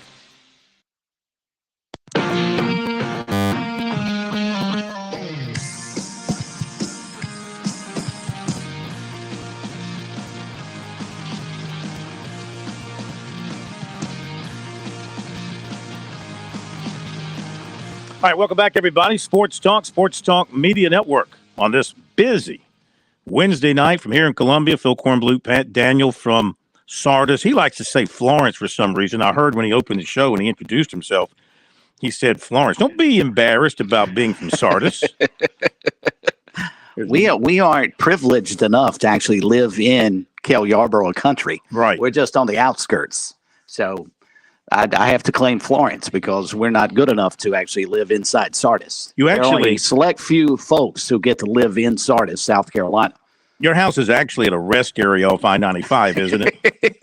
Pretty close, actually. It's not far. Which exit is it off of 95? Oh, gosh, 150. Oh, shoot. I can't remember now. 154, 157, somewhere in that neighborhood. Yeah. In just a moment, we'll have our guests with us. Let me update a couple of things here. Clemson in the NIT against Morehead State. 5:01 to go in the opening half. Tigers are leading 31-22. Bit of a shooting slump for the Tigers. They are 0 for their last 6, 2 for their last 11. And leading the way for Clemson is Chase Hunter. He's got 8 points. Galloway's got 7. Hunter Tyson's got 7. Interesting, P.J. Hall has played 9 minutes. He's got no points and 2 rebounds. He's 0 for 2 from the floor. That's interesting. Why do you think such little production from him? You know, if we could watch the game, Phil, it'd be fun to see. I'm wondering if Morehead State has come out. Part of the reason Clemson shot some threes early in the game, I wonder if they've come out in a zone to try and prevent guys like P.J. Hall from catching it inside. Middlebrooks hasn't scored either in 6 minutes, so they've done a pretty good job on the front line. It's been Clemson's guards that have given them fits. But, yeah, it's weird to see P.J. Hall with an 0 for 2 from the field, 2 rebounds in 9 minutes and no points. Morehead State's fortunate that Clemson's only up 9, considering they've got nothing from one of their best players. All right, let's see. What else I want to tell you? We are in the process of connecting with our guests, so we'll get that done here in just a second. So we got the Clemson thing going on, 31-22, 4:11 to go in the opening half. Also, got the next game in the first 4 in Dayton, and they're at the half. It is FDU leading Texas Southern 45-29, and they're at halftime there, so that one is pretty much one-sided. And let's see, what else did I want to pass along to you here before we get to our guests as we get them online with us here. Had a couple of other things here to tell you. We did that. See, we did that. Did we ever go over the testing numbers from South Carolina and Clemson from their pro days this week? I don't think I know we we had did. tweeted them out, but I don't think we chatted about them on air. Yeah. Just looking at some of the numbers, I always like to look at the 40 times, because, this is when the truth is being told on some of these guys. KJ Henry at Clemson ran a 4.63. That's pretty good for his size. Joseph Ngata ran a 4.54. Trenton Simpson ran a 4.43. So that's now that was his let's see. Has an asterisk there. That was his combine number. I wonder if that's the number he ran at the combine. I wonder if he didn't run at Clemson, but he ran that at the combine, 4.43. Wherever he ran that, that's going to open up some eyes. A guy that size, a linebacker running that kind of number in the 40 is impressive. Now, South Carolina, which had their pro day earlier in the week as well. Let's take a look at a couple of things with them in their 40s. Let's see. Who do you think might be fast? Devontae Reed ran a 4.63. Yes. Josh Vann ran a 4.43. That's getting up and down pretty good. Sherrod Green for a linebacker, 4.75. Not bad. Brad Johnson ran a 4.77. Jalen Brooks, not bad. Ran a 4.53. So, if you're a workout warrior and you put everything on these numbers and weights and hand sizes, I'm looking at here, their arm size, their hand size. Nate Atkins' hand size is a 9, in case you were wondering. Zach Pickens has a hand size of 10.25. That's pretty big hand. It's about three of mine. That's about 3 of mine. So anyway, you get all that stuff from these combines. Are we set to go with our guests? All right. Let's welcome in, first of all, the venerable head coach from the Midlands area. I guess his last stop would have been at Heathwood Hall many years ago, but he's very active in the sports world still. And now he's in the card show business. Coach John Day joining us here on Sports Talk. Coach, how are you, sir? I'm doing great, Phil. Nice, certainly nice to be with you tonight. It's nice to have you. And let me bring on our two guests.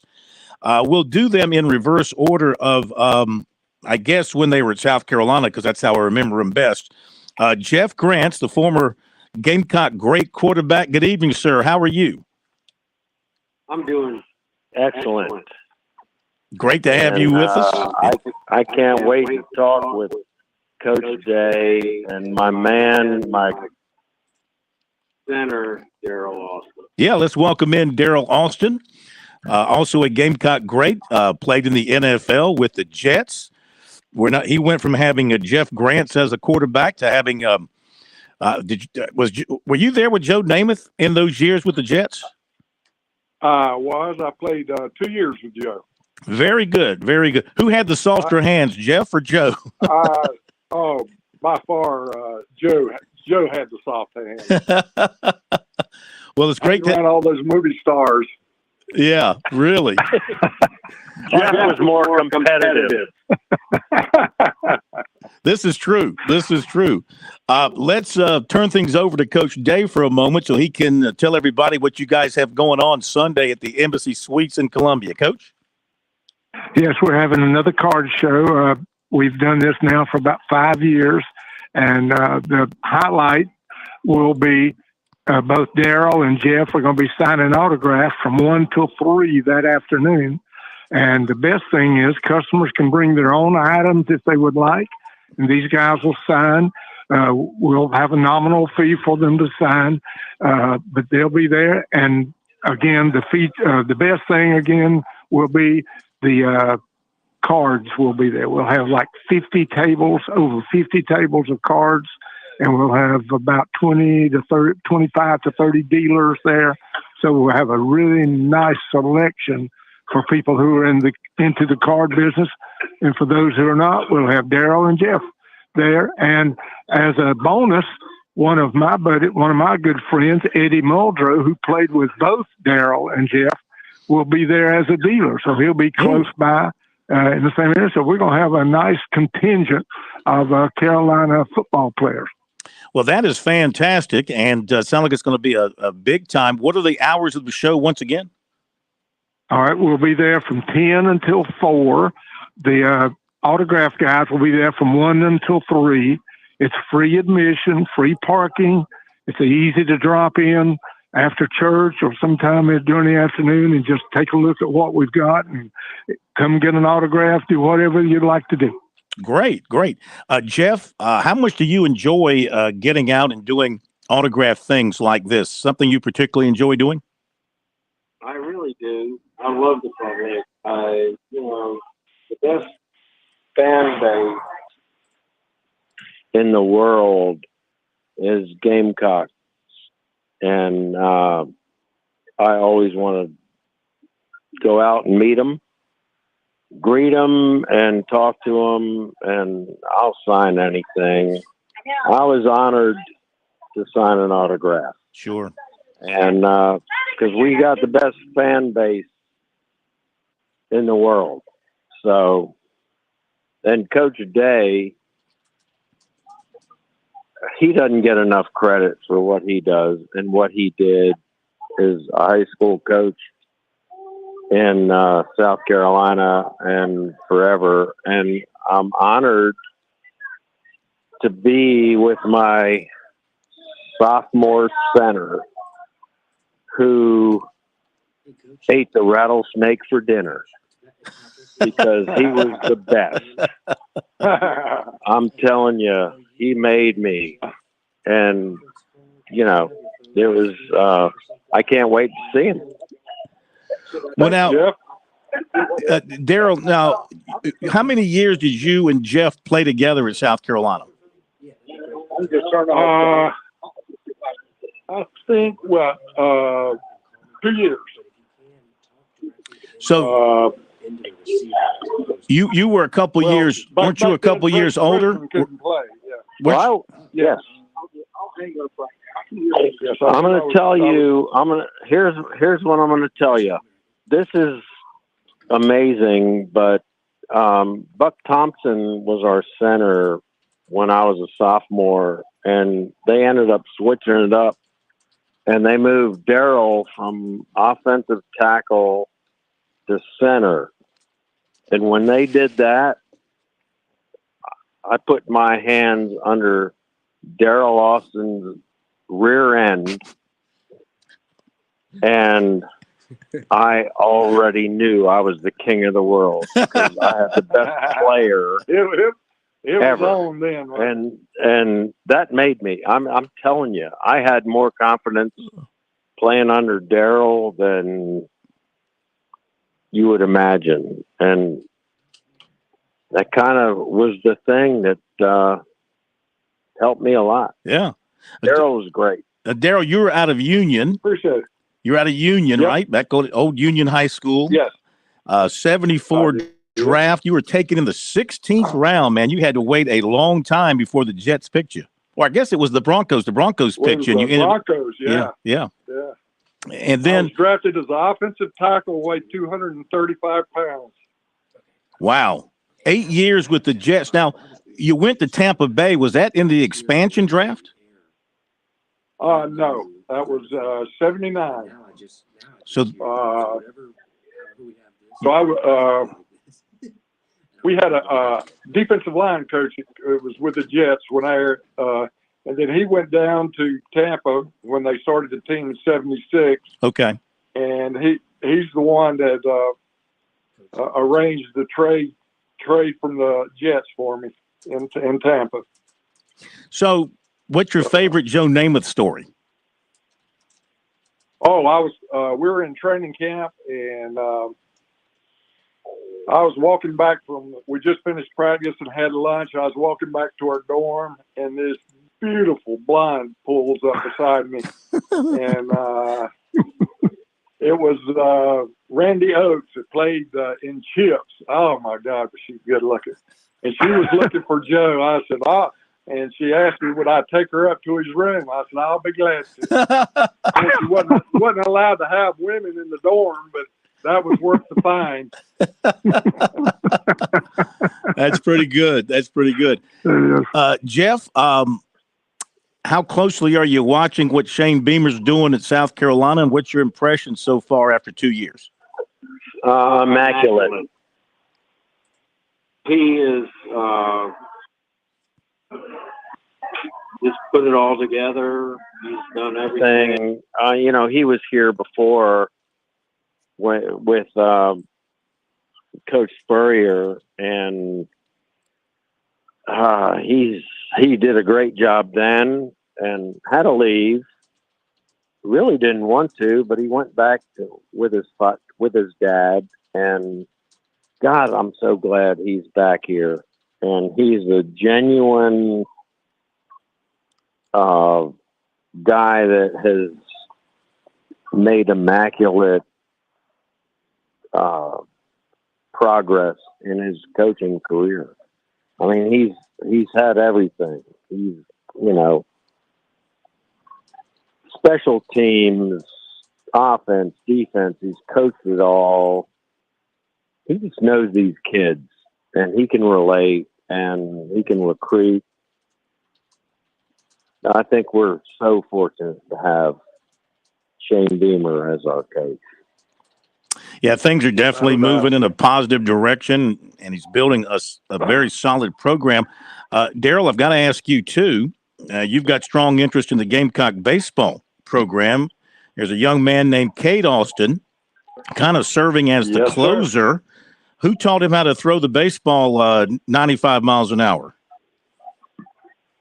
It wasn't me. But I did. I got out there. I've got about 3 or 4 broke fingers and mangled fingers on my hand. So once he hit 90 miles an hour, that was it for me. I quit catching because it was a matter of time before I was playing the nose. Daryl, your son is awesome, and in fact, I say he was the MVP of last year. Well, I appreciate that.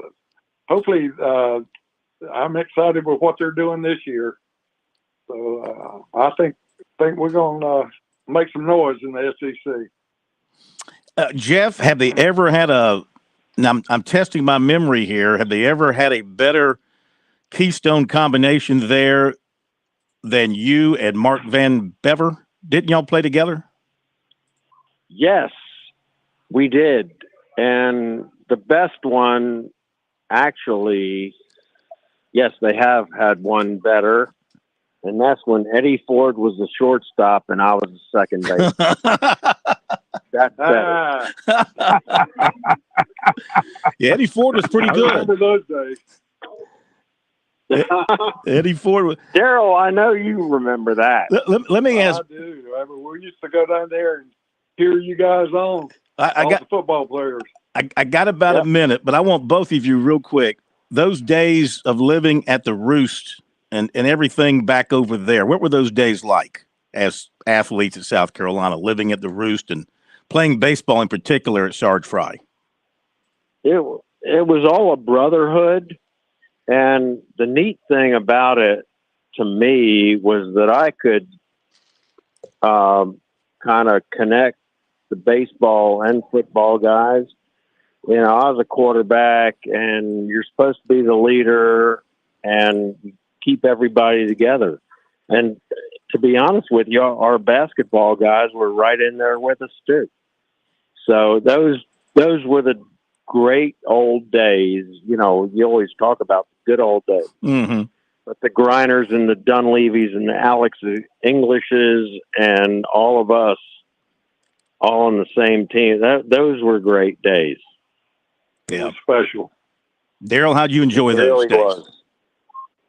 I'm telling you, I'd love to go back and do that again because it was a huge family and just not football players, but like Jeff was saying, the baseball team, Hank Small, Earl Bass, man, it was fun living there with those guys.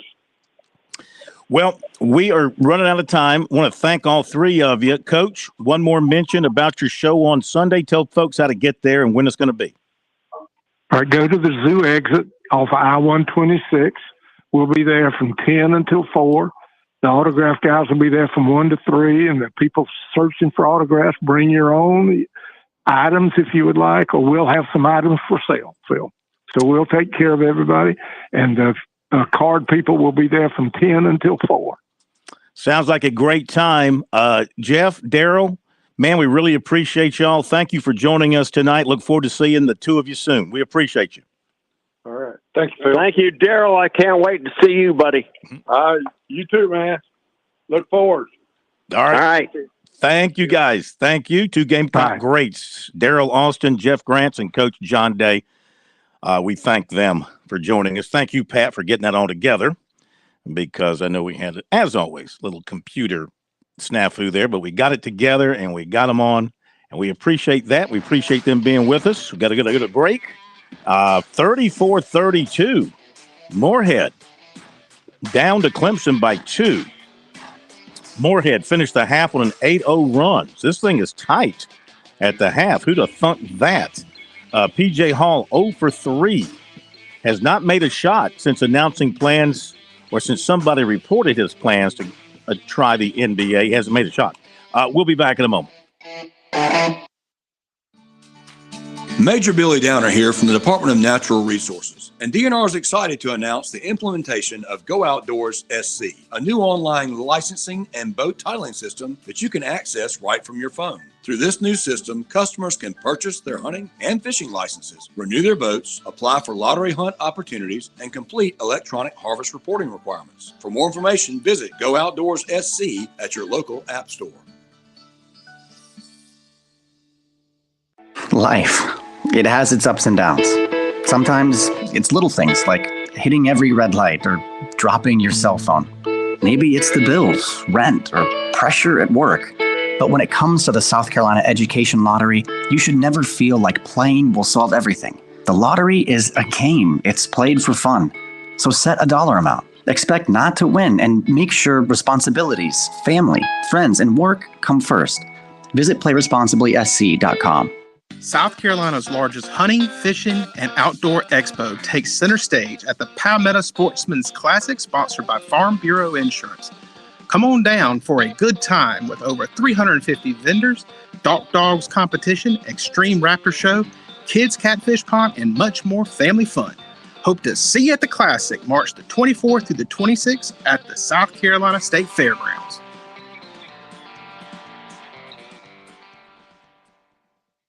George Bryan for Tsunami Bar Sports. Our inventor, David Abernathy, has always said Tsunami Bar technology allows us to take the training to the grass. Now I know through my sport of golf that natural agility can be converted to athletic ability. And why is this, Tsunami, Robbie? Transferring the training to the grass. This may be the most undervalued characteristic of the Tsunami flexible bar technology. The Tsunami bar action loads and unloads at the concentric and eccentric transition points. This is what we call reversal forces.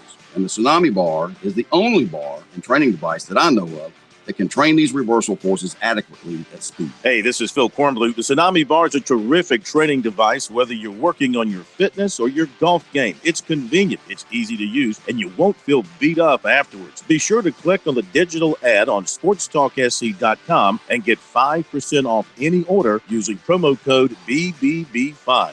Don't wait. Order today.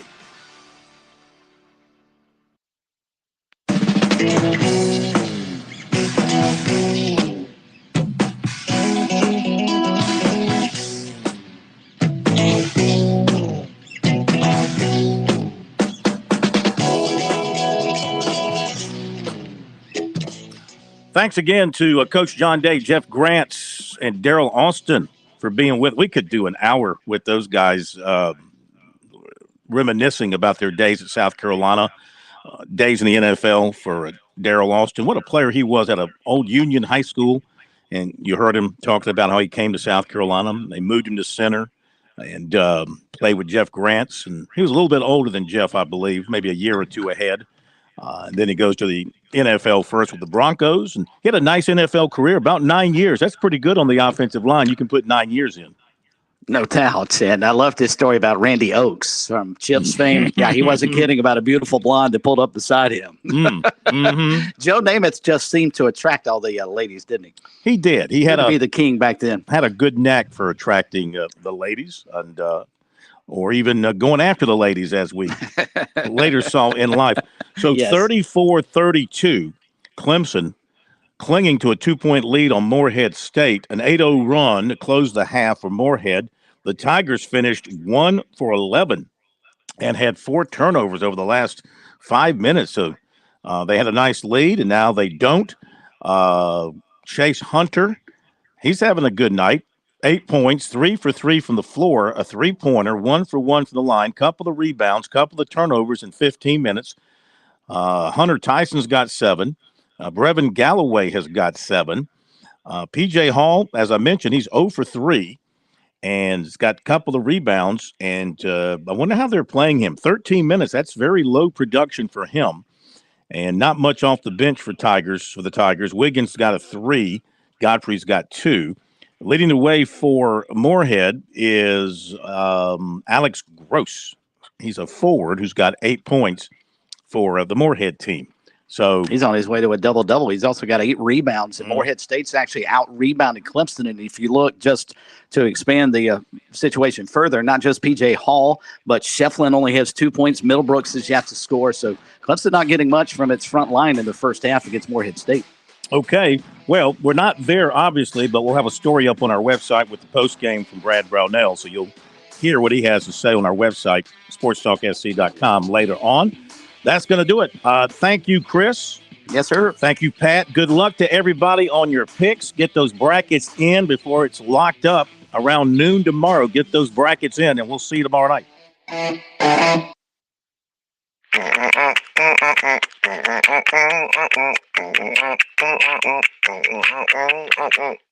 Someone will be right with you.